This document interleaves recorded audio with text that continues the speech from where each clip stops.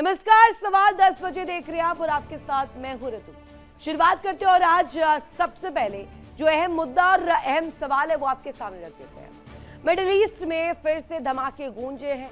America ने Iran पर एक बार फिर से बड़ा सैन्य हमला कर दिया है और अब सवाल सिर्फ टकराव का नहीं है बल्कि पूरी दुनिया की सुरक्षा तेल सप्लाई का बन चुका है। रात भर चले अमेरिकी हमलों में उन ठिकानों को निशाना बनाया गया जिन्हें वॉशिंगटन ने अपने सैनिकों और साथ ही साथ हॉर्मूज जल डमरू मध्य से गुजरने वाले कमर्शियल जहाजों के लिए खतरा बताया था। अमेरिकी अधिकारियों के मुताबिक कई ईरानी ड्रोन भी मार गिराए गए जिन्हें संभावित खतरा माना जा रहा था। हॉर्मूज यानी कि दुनिया की ऊर्जा सप्लाई की सबसे बड़ी लाइफलाइन, जहां से गुजरता है दुनिया के तेल कारोबार का बड़ा हिस्सा, अब वही इलाका फिर बारूद की गंध से भर गया है। सबसे बड़ा सवाल कि क्या शांति वार्ता सिर्फ दिखावा थी? क्या अमेरिका और ईरान के बीच जंग अब और खतरनाक मोड़ लेने वाली है? और अगर हॉर्मूज में हालात बिगड़े तो क्या पूरी दुनिया में तेल और महंगाई का तूफान आएगा? 3 महीने से जारी इस संघर्ष ने पहले ही हजारों जिंदगियां निगल ली है। वैश्विक बाजार हिल चुके हैं और अब नए हमलों ने युद्ध विराम की उम्मीदों पर भी बड़ा सवाल खड़ा कर दिया है। दिलचस्प ये भी है, एक तरफ ईरान शांति समझौते और साझा शिपिंग कंट्रोल की बात कर रहा है, वहीं दूसरी तरफ अमेरिका ने साफ कर दिया है कि हॉर्मूज में अंतर्राष्ट्रीय आवाजाही पर हर हाल में जारी रहेगी। क्या ये रक्षात्मक हमला था या फिर आने वाले बड़े सैन्य अभियान का संकेत? क्या था ये? हॉर्मूज का पूरा गेम प्लान क्या है? अमेरिका की नई रणनीति क्या है? और ईरान का जो काउंटर का प्लान है वो क्या है? इस बीच एक बड़ी खबर सामने आ रही है। ईरानी मीडिया के हवाले से खबर आपको बता दें, अमेरिका ने फिर से ईरान पर हमला किया है। लगातार दूसरे दिन बंदर अब्बास पर हमला किया गया। ईरान के बंदर अब्बास में भीषण धमाके देखने को मिले। बंदर अब्बास के पास 3 धमाके सुनाई दिए। ये बड़ी खबर आपको बता दें, बंदर अब्बास जो कि महत्वपूर्ण पोर्ट है और यहाँ पर हमला किया गया है। आपको साथ ही बता दें, ईरानी मीडिया के हवाले से खबर सामने आना, अमेरिका ने फिर से ईरान पर ये ताबड़तोड़ जो प्रहार किया है। लगातार दूसरे दिन बंदर अब्बास पर हमला किया गया। ईरान के बंदर अब्बास में भीषण धमाके सुनाई दिए। बंदर अब्बास के पास 3 धमाके सुनाई दिए बैक टू बैक। अब ये तस्वीर क्या समंदर में शांति का संदेश को आगे बढ़ा पाएगी और क्या इससे जंग जो है और ज्यादा विध्वंसक हो जाएगी? क्या तस्वीर रहने वाली है? और ये जो 3 धमाके सुनाई दिए हैं इसका मतलब क्या है? हॉर्मूज में राहत भरी कोई खबर नहीं आई है। साथ ही साथ शांति वार्ता भी, चाहे मध्यस्थता को लेकर के सवाल हो या उन कॉम्प्रोमाइजल स्टेट्स पर क्वेश्चन हो, वो तमाम कंडीशंस अभी रखी जा रही है। पाकिस्तान ने भी मध्यस्थता के लिए तमाम एड़ी चोटी का जोर लगाया, लेकिन पाकिस्तान के साथ साथ कतर में भी अब ये तस्वीर बन नहीं पा रही है। एक बड़ी खबर, डोनाल्ड ट्रंप की ईरान को नई धमकी सामने आई। धमकी में समझौता नहीं हुआ तो काम तमाम होगा, डोनाल्ड ट्रंप ये कहते हुए नजर आए। ईरान से समझौते को लेकर संतुष्ट नहीं है। ईरान की वायुसेना नौसेना खत्म हो चुकी है। ईरान नाम मात्र की ताकत से डील कर रहा है, यानी कि ईरान की वायुसेना नौसेना दोनों ही खत्म हो चुकी है। ईरान नाम मात्र की ताकत से डील कर रहा है। अब क्या कुछ कहा गया है सुनवाते आपको जल्दी से कि कैसे धमकियों का दौर अब एक बार फिर से शुरू हो चुका है। We're doing really equally as well with, but again, people don't want to write about it, with Iran. Iran is very much intent. They want very much to make a deal. So far, they haven't gotten there. We're not satisfied with it, but we will be. We will be either that or we'll have to just finish the job. But their Navy is gone, as I've said 1,000 times. Their Navy is gone. Their Air Force is gone. Everything's gone, and they're negotiating on fumes. But we'll see what happens. Maybe we have to go back and finish it. Maybe we don't. Right now, I mean, you can speak to Steve Witkoff and Jared. They're doing a good job. But right now, I think it looks like they want to just make a deal. They want to. They have. I don't think they have a choice. They're just going back to the internet because they're getting clobbered. Their economy is. फिलहाल America और Iran में वार्ता चल रही है। Deal के लिए एक दूसरे की तरफ लंबी लंबी जो कॉम्प्रोमाइजिंग कंडीशंस है वो बनाई जा रही है। कहते हैं जब जब वार्ता हुई है तब तब हमला हुआ है। इससे अंदाजा लगाया जा सकता है कि फिर से अमेरिका हमला कर सकता है।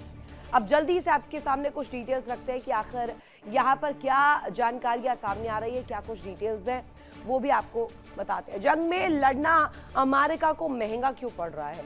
दरअसल विमान जो है MQ-9 रीपर ड्रोन की सबसे पहले बात करते हैं। कितने खत्म हुए, कितने नष्ट हुए? 25। एक की कीमत कितनी है प्रति? अगर MQ-9 रीपर ड्रोन की कीमत का आंकलन किया जाए तो 1250 करोड़ रुपए, और अभी तक कुल कीमत जो है जिसका लॉस उठाना पड़ा है वो 31,250 करोड़ रुपए। ये कीमत चुकानी पड़ी है इन 25 MQ-9 रीपर ड्रोन्स की। इसके अलावा और भी आपको बताते हैं विमान के साथ साथ और किस तरीके से जो बैकलैश है डोनाल्ड ट्रंप को, साथ ही साथ अमेरिका को उठाना पड़ा है। F-15E स्ट्राइक ईगल विमान जो कि 4 नष्ट हो गए, एक की कीमत होती है 835 रुपए, 835 करोड़ रुपए, और उसके साथ साथ कुल अगर आंकलन किया जाए 4 F-15E स्ट्राइक ईगल विमानों का तो वो 3,340 करोड़ रुपए आ जाता है। ये भी नुकसान उठाना पड़ गया है। KC-135 सेंट्रेटो टैंकर जो कि 7 खत्म हो गए, 7 नष्ट हो गए, एक की कीमत है 1340 करोड़ रुपए, और कुल आंकलन करें तो 9,360 करोड़ रुपए का इसमें भी घाटा झेलना पड़ गया है। अब बात E-3 सेंट्री-ऑवॉक्स की करते हैं। एक लॉस हुआ है, एक ही की कीमत है लगभग 250 करोड़ रुपए, और ये देखिए 2,250 करोड़ रुपए का ये पूरा जो नुकसान उठाना पड़ा, ये सीधे सीधे अमेरिका की डिफेंस बजट को हिलाकर रखता हुआ नजर आ रहा है। F-35A लाइटनिंग जो कि 2 नष्ट हो चुके हैं, 835 करोड़ रुपए, और कुल मिलाकर के अगर देखा जाए 2 का जो आंकड़ा होता है 1670 करोड़ रुपए का आता है। ये भी नुकसान झेलना पड़ा है। ये भारी नुकसान A-10 थंडरबोल्ट के रूप में भी आया है जो कि एक खत्म हुआ है, एक ही की कीमत है 150 करोड़ रुपए। अब एक A-10 थंडरबोल्ट जो है वो खत्म हो चुका है। इसके साथ साथ MC-130J कमांडो 2 नष्ट हो चुके हैं, कीमत एक की है 920 करोड़ रुपए। 2 का अगर आंकलन करेंगे, कैलकुलेट करेंगे तो 1840 करोड़ रुपए आ जाता है आंकड़ा। MQ-4C ट्राइटन जो कि एक खत्म हुआ है, एक नष्ट हुआ है, 2085 करोड़ रुपए इसका कहा जाए पूरा आंकलन होता है, कीमत होती है। अब ये भी लॉस झेलना पड़ा MQ-9 रीपर ड्रोन के साथ साथ ये तमाम जो सीरीज की विमान है उनका घाटा उठाना पड़ गया है। जंग में हार, अपनों पर गाज गिरी है। कैसे, क्यों गाज गिरा ये डोनाल्ड ट्रंप ने? सबसे पहले बात तुलसी गबार्ड की करते हैं। खुफिया प्रमुख थी, अब इस्तीफा दे दिया है। 18 प्रमुख खुफिया एजेंसियों के प्रमुख हैं, कामकाज की निगरानी और समन्वय करना। तुलसी गबार्ड ने मई 2026 को इस्तीफा दे दिया, 30 जून 2026 को आधिकारिक रूप से पद को भी छोड़ देंगे। अब इसके साथ साथ दूसरा जो नाम इसमें है जॉन फैलन, नौसेना सचिव है। ये एक सिविलियन पद होता है, सैन्य नहीं होता है, और यूएस नेवी के साथ साथ मरीन कॉर्प्स की नीति पर ये काम करता हुआ नजर आता है। साथ ही आपको बता दें नेवी बजट और प्रशासन की जिम्मेदारी दोनों ही इनके हाथों में रहती है, इनके कंधों पर रहती है। जहाजों की खरीद हो, टेक्नोलॉजी हो, लॉन्ग टर्म स्ट्रैटेजीज हो, वो भी यही तय करते हैं। अब बात करते हैं एक और ऐसे शख्स की जिसकी वजह से अब कहा जा रहा है कि एक खींच डोनाल्ड ट्रंप की सामने आ रही है। Randy George army chief of staff है, यूएस आर्मी का सर्वोच्च सैन्य पद होता है अधिकारी का, और सैनिकों की ट्रेनिंग, युद्ध की तैयारी वो भी यही देते थे। ऑपरेशन की रणनीति बनाने पर भी काम करते थे, पूरा प्लान ब्लूप्रिंट रेडी करते थे। अब एक और जो नाम इस पूरी लिस्ट में शामिल है वो है CQ ब्राउन, एयरफोर्स चीफ रहे हैं, यूएस एयरफोर्स के प्रमुख। हवाई हमले, एयर डिफेंस की जिम्मेदारी इनके हाथों में, ड्रोन ऑपरेशंस हो, स्पेस आधारित सिस्टम हो, इन तमाम जिम्मेदारियों को संभाला। आधुनिक युद्ध में इनका रोल बहुत इंपॉर्टेंट हो जाता है। एक और ऐसी ही शख्सियत है लिसा फ्रांचेटी, नेवी टॉप एडमिरल है, अब नौसेना के ऑपरेशनल हेड के रूप में कार्यरत थी। समुद्री युद्ध हो, जहाजों की तैनाती हो, ग्लोबल नेवल ऑपरेशंस हो, इन तमाम चीजों को ये कंट्रोल किया करती हैं। अब एक और नाम जो लिंडा फेगन के रूप में सामने आया, कोस्ट गार्ड प्रमुख है। इन तमाम अधिकारियों पर गाजगिरी है। समुद्री सुरक्षा हो, बॉर्डर प्रोटेक्शन हो, रेस्क्यू ऑपरेशन हो, युद्ध के समय में रक्षा तंत्र में बदलाव हो, ये भी यही करते हुए नजर आ रही थी। अब इन तमाम मुद्दों को लेकर के आज हम चर्चा करेंगे कि आखिर क्या खींच है डोनाल्ड ट्रंप की जिसकी वजह से इन अधिकारियों पर गाजगिरी है। हमारे साथ खास मेहमान जुड़े हुए हैं, कमांडर डॉक्टर भूषण दीवान सर कनेक्ट है, दामोदर सिंह हमारे साथ जुड़े हुए हैं, करोड़ी सिंह विदेश मामलों की जानकार हमारे साथ कनेक्ट है। एक एक करके तीनों का रुख करेंगे। सबसे पहले भूषण दीवान सर, अगर मैं जानूं और समझूं कि एक तरफ आपकी रणनीतियां काम नहीं आई, आप फेल हो गए आंकलन करने में कि आखिर कैसे आपको काउंटर करना है ईरान को, लेकिन आपका गुस्सा, आपकी खींच फूट अधिकारियों पर रही है। तमाम लोगों को निकाला जा रहा है, कुछ को ऐसा प्रेशराइज किया जा रहा है जो खुद इस्तीफा देकर जा रहे हैं। हो सकता है एनालिसिस दूसरी हो सकता है कि कुछ निजी कारण भी हो, लेकिन ऑन अ ब्रॉडर पर्सपेक्टिव जो अभी तक आंकलन आया है वो यही कि डोनाल्ड ट्रंप इस वक्त बहुत बिफरे हुए हैं उनसे। धन्यवाद रितु जी, आप बिल्कुल सही कह रही हैं, पर मैं इस चीज को ऐसे देखता हूं, जो बहुत ईगो वाला आदमी होता है और मैं की बात करता है, मुझे ये प्राइज मिले, नोबेल मिले, मैं सब कुछ कर रहा हूं, मैं हरा रहा हूं, मैं उसको स्टेट ऑफ ट्रम्प कह दूंगा, स्टेट ऑफ हॉर्मोन से हटा के, तो वो यही करता है।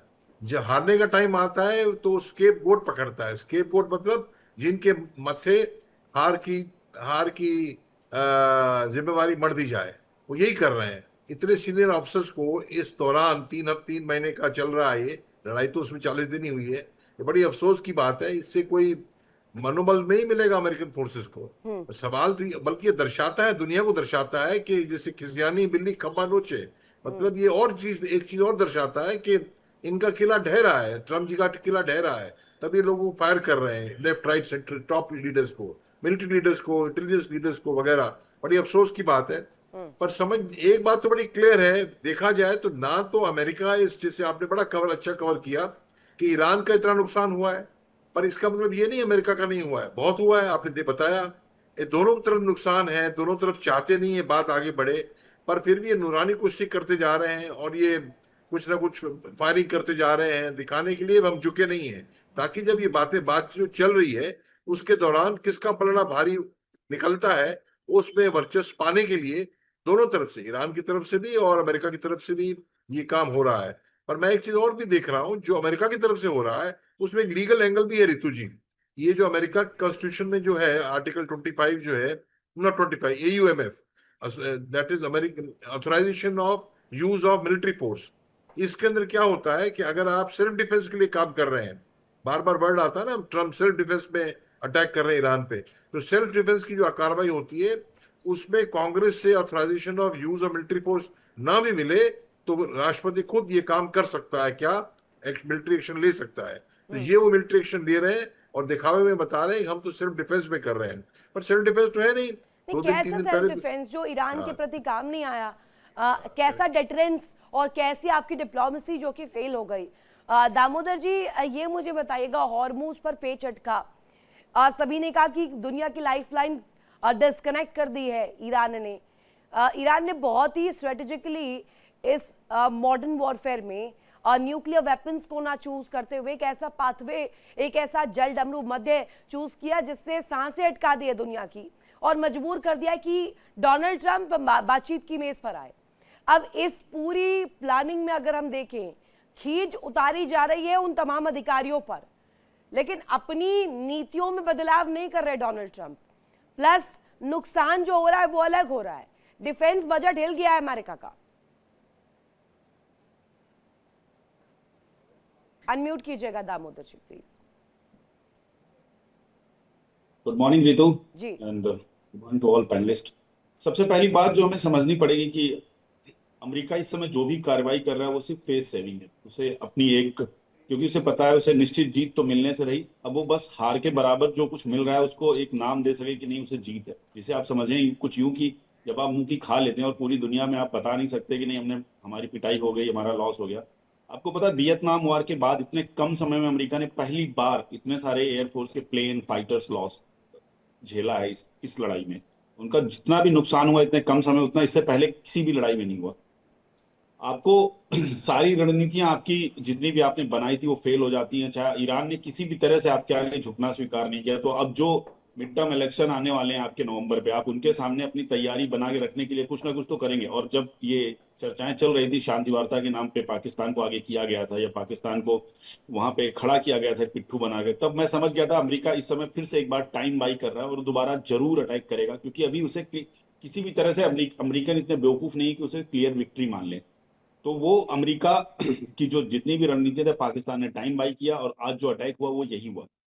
कहने के लिए सिर्फ इतना है कि डोनाल्ड ट्रंप की सारी नीतियां फेल रही और ईरान ने जिस तरह से धैर्य रखा, ईरान ने जिस तरह से अपनी रणनीतियों को इस्तेमाल किया, बहुत अमेरिका के आगे बहुत कम शक्तियों के साथ अपनी ड्रोन स्ट्रेटजी हो, चाहे वो उसके मिसाइल्स हों, उन सब का बाखूबी इस्तेमाल करते हुए अमेरिका को आज इस हालत में लाया कि उससे पाकिस्तान जैसे मुल्कों की मदद लेनी पड़ रही है इस पे समझौता करने के लिए।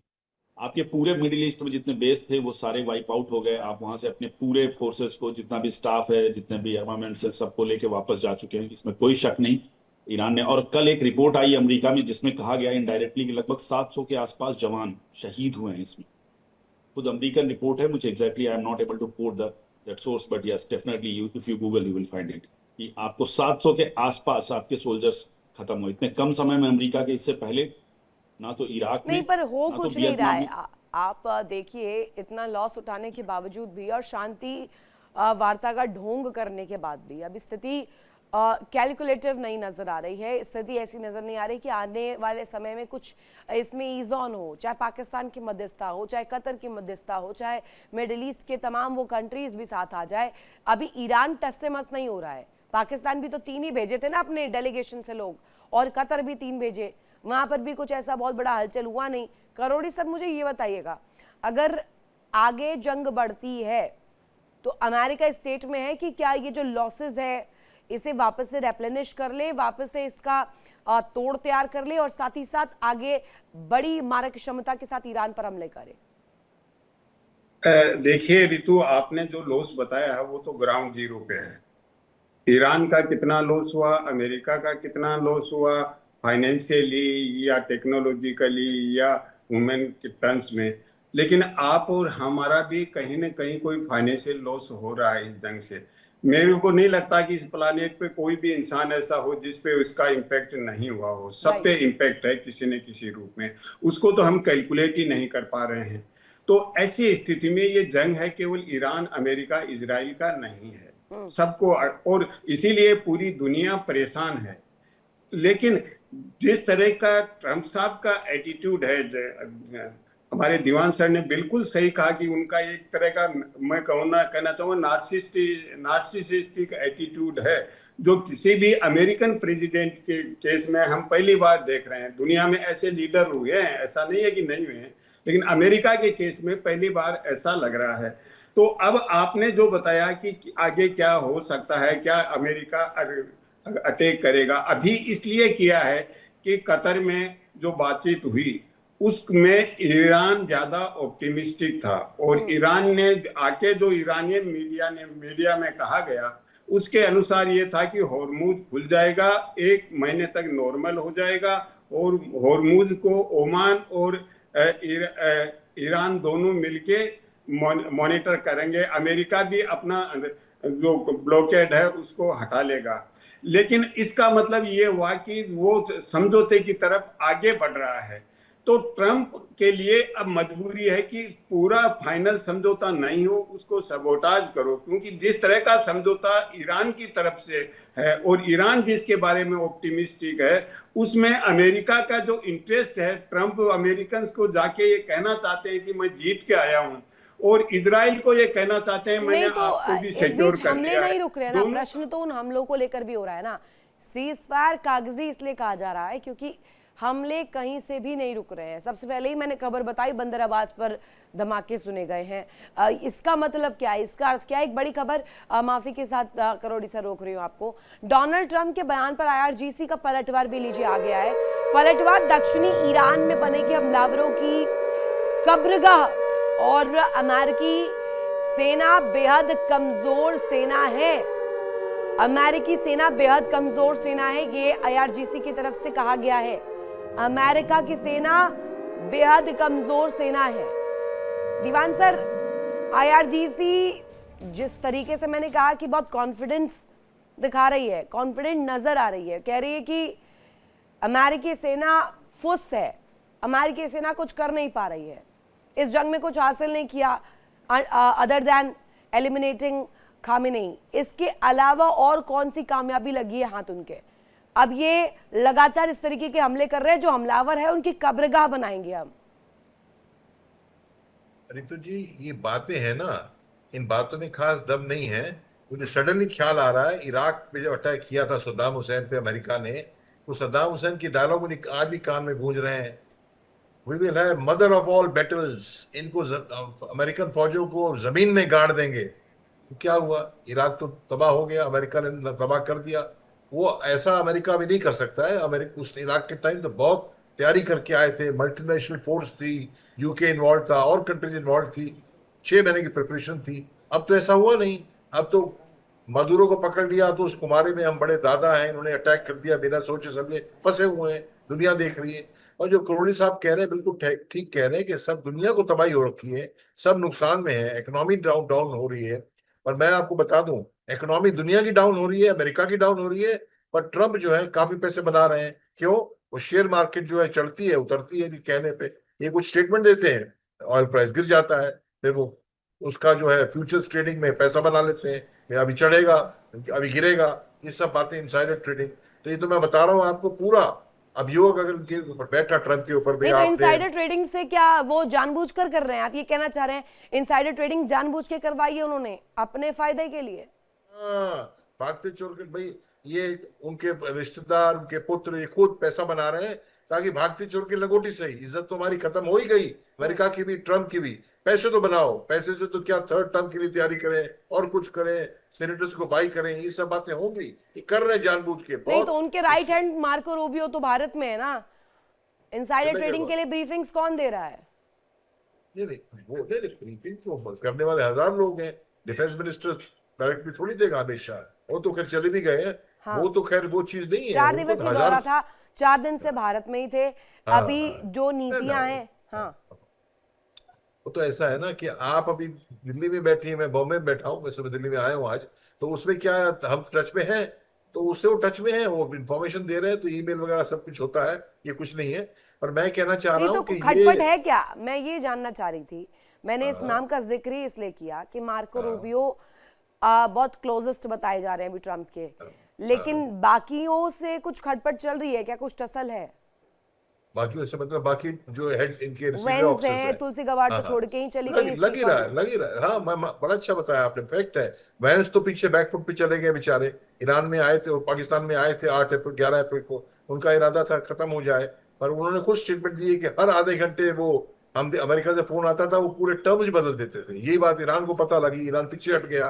पर खैर, ये जो हुआ पुरानी बातें हैं। मेरे को ये पक्का ख्याल है कि ये दोनों कंट्रीज, दोनों पार्टीज, यूएसए भी ईरान भी चाहता है कि सीज फायर हो जाए।